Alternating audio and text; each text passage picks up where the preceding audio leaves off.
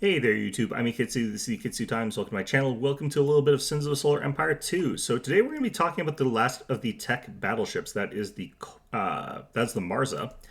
So the Marza is the missile destroyer, missile dreadnought for the tech faction, and it's supposed to be their planetary siege vessel, but I don't think anyone actually uses it for that. Anyway, let's take a look at statistics here. So what we're looking at is 500 durability, 1,925 shield points, 2,180 armor points, 90 armor strength, 4,280 hull points, 235 antimatter, and 625 maximum speed at level 1 here.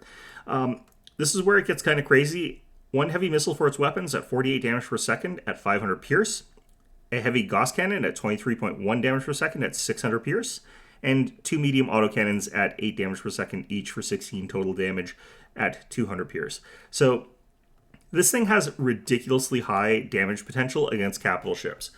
You're looking at about 71.1 damage per second against capitals without any of their durability mattering. It's kicking straight through that. This is humongous damage against capital type ships there.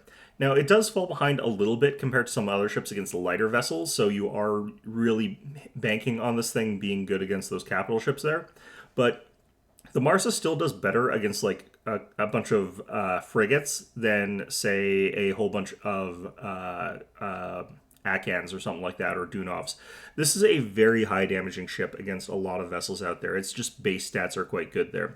Its durability isn't great. It is more of a backline artillery unit, but it's still not that fragile. It is actually pretty okay as far as like its armor points and its armor value goes. Not great, not amazing or anything like that, but still pretty good there, worth investing into if you want to. For abilities, their first ability is the concussion charge. This ability is actually really scary. It has a cooldown of 40 seconds, range of 12,000, which is huge. Has an antimatter cost of 75, which is pretty expensive for its cooldown cost there. It has an area effect of 150 with 100 pierce, which scales up okay at a radius of 1,200, which is pretty small radius, and it has a duration of 4 seconds. The duration is a stun that impacts the target directly hit. So it doesn't stun every target in range there, that would be crazy, but the concussion charge is unique in that it's a good stun against capital ships, meaning that if there's a capital ship that's trying to turn and disengage from the fight, you can run it down really easily if you've got some Marzas in the fight there, because you can disable it, stop it from moving away.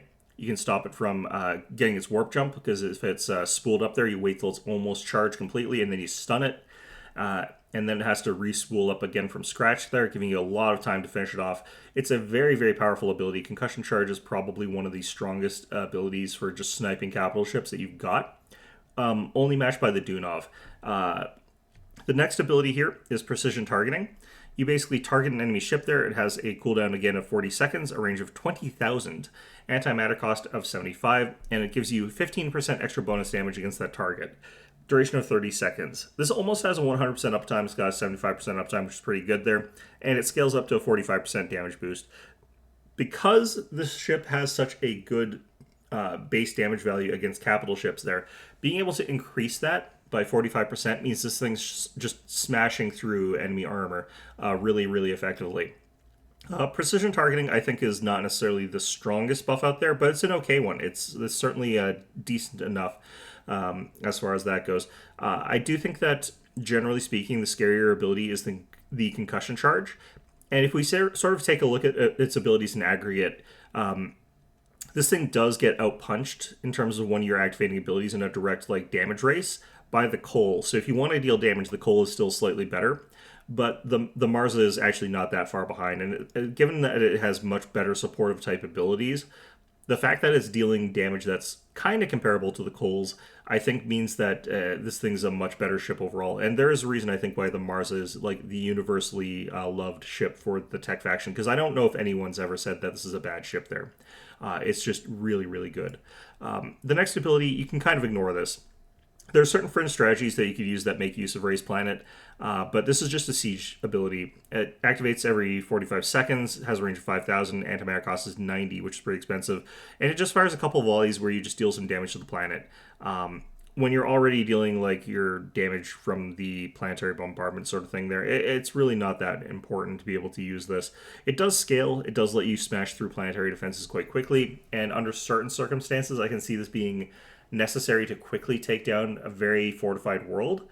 But in those sort of situations, I think that's better to just get dedicated siege ships than to use the precious levels on your Marza to get access to Ray's planet, when you could have something like concussion charge instead of that.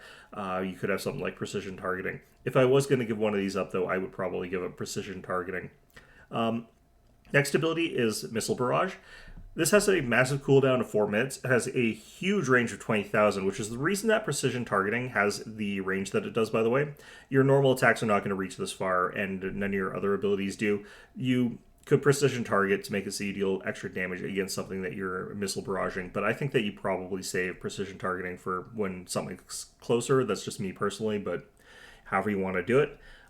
Anyway, it's got 175 antimatter cost, which is really expensive. It's got a damage of 100, that's per missile, 600 pierce, which means that you do excellent damage against not only capital ships, but you also do it against titans, and you fire 25 volleys. That's a tremendous number of volleys of missiles. These missiles are very difficult to shoot down. They're heavy missiles. They're going to take a lot of point defense to shoot down, and what happens is, this is an AoE that looks like that. That's a pretty wide area. Every single ship that is in that area gets a missile per volley. So if you have like 100 frigates in that sort of area, that's 100 frigates getting 100 missiles 25 times each. And the way that people sort of cheese this, if they get the opportunity to, they'll aim at a cluster of lighter ships that are behind a capital, or behind a Titan or something like that, or behind a starbase. And this will fire off a single missile per ship per volley, and those can all smash into the thing that's in front of that ship.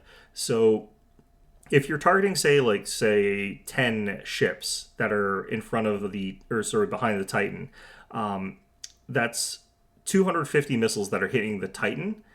So sometimes you don't want to directly hit the target. You want to hit what's behind the target. And if the Titan tries to move out of the way, you can hit it with like the concussion charge. So your opponent has to move the like smaller ships out of the way instead. Now you can move things out of the area of the missile barrage, making it so it's not necessarily going to get those ridiculous potential damage numbers that I was talking about. But you could combine this with the Dunov.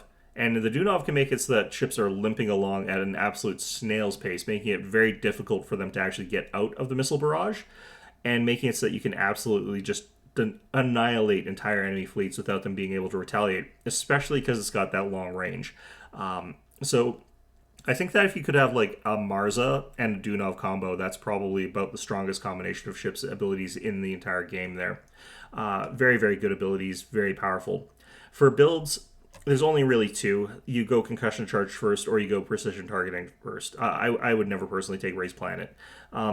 The concussion charge first ability, you're focusing more on those stuns and the ability to keep your opponent locked up. You're going more of a brawler build if you're going precision targeting first, but realistically there's not a huge difference between the two. If you go for the concussion charge ability first, there you're going to be playing it a little bit more of that long range support sort of style there.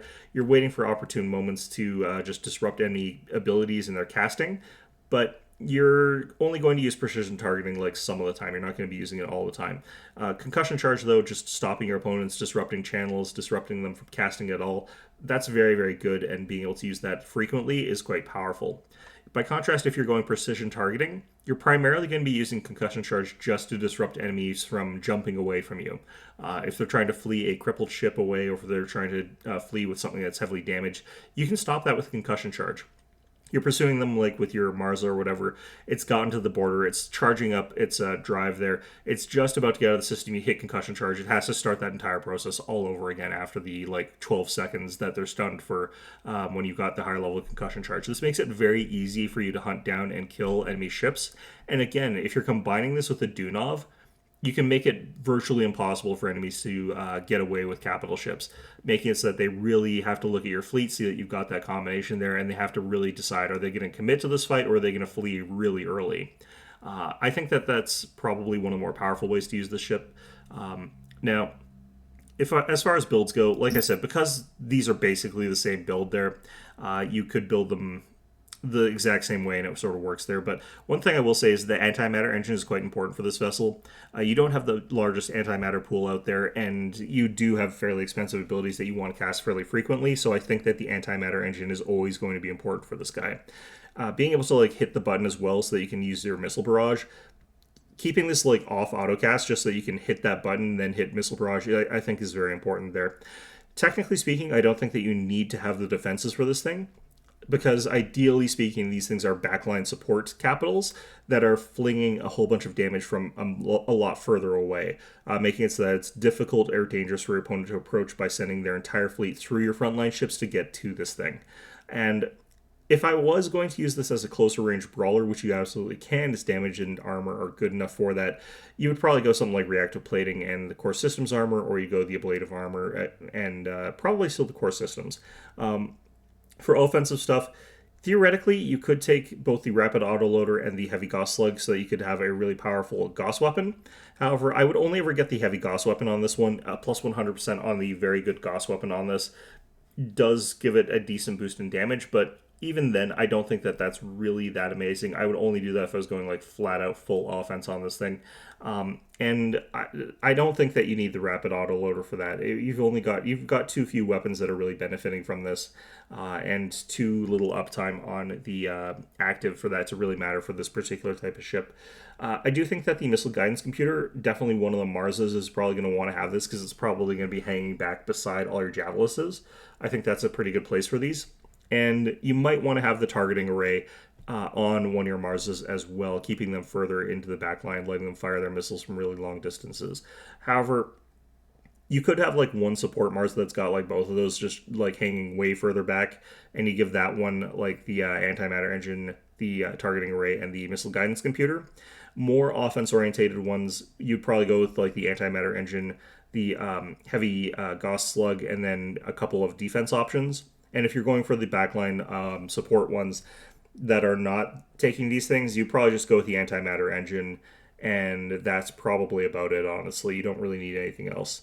Typically speaking, I would say that you don't want flak burst on these guys. While I do think that you can definitely take the flak burst on them, the reason is that these should be further to the back there, so they're not going to be blocking missiles for your other ships that are sort of frontline. I would put the flak burst on your frontline capitals way before I put it on these guys. Now, you could also take your support guy, put volatile accelerants on it, but basically this is a ship that I think really thrives in situations where it doesn't really need to take a whole ton of items or stuff like that as well, just because it doesn't need them too badly. It just really does need those antimatter engines. Now, as far as upgrades go, there's not a ton here to talk about. The main guns do benefit it, but it doesn't really get much out of that. The Gauss capacitors are a much better upgrade. The advanced Gauss coils for range is also very good for this thing, bringing it further back, which you want. As far as missiles go, it's quite nice to have access to those as well. And extended range missiles, armored missiles, are very good for this as well. The heavy missile that it has is already very durable, so the armored missile makes it much, much harder to kill as well. Now, as far as engineering goes, ideally speaking, these don't come into play. But what does really matter for this guy is the advanced maneuvering. It's a fairly slow ship, it's fairly high priority, so if your opponent does realize that there's a bunch of Marzas back there that they really need to prioritize, it can be a good idea to like evacuate with it after it's used its abilities and sort of disrupted the enemy formation, and then you just sort of like run your Marza away early. And having access to advanced maneuvering can help with that a lot, quite a lot there. Now, if you are forced to like stick it out, then obviously the advanced maneuvering is not going to help that much. But at that point in time, you do want to have stuff like the armor. You do want to have access to stuff like the shields, but realistically, the only things that really matter down here, advanced maneuvering and the potent reaction chaining.